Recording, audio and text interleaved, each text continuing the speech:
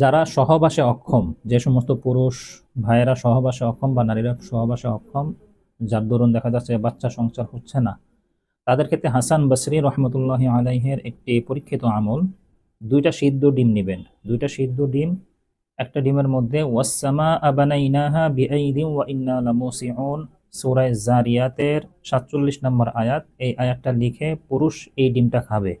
এবং আরেকটা ডিমের মধ্যে পরের যে আয়াতটা রয়েছে ওয়াল আরদা ফারাশনাহা ফানি'মাল মাহিদুন, এই আয়াতটি লিখবে এবং এটি মহিলা খাবে। এটা সূরা জারিয়াতের ৪৭ নম্বর আয়াত এবং ৪৮ নম্বর আয়াত।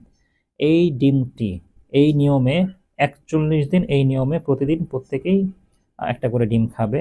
এই আয়াতটা লিখে ইনশাআল্লাহ তাআলা হাসান বসরি রহমতুল্লাহ আলাইহির একটি পরীক্ষিত আমল হিসাবে আমি বলতে পারি যে ৪০ দিনের মধ্যে আপনাদের সহবাসের যে সক্ষমতা এটা অর্জিত হবে, পাশাপাশি গর্ভ সংসার হবে, ইনশাআল্লাহ সন্তান সংসার হবে।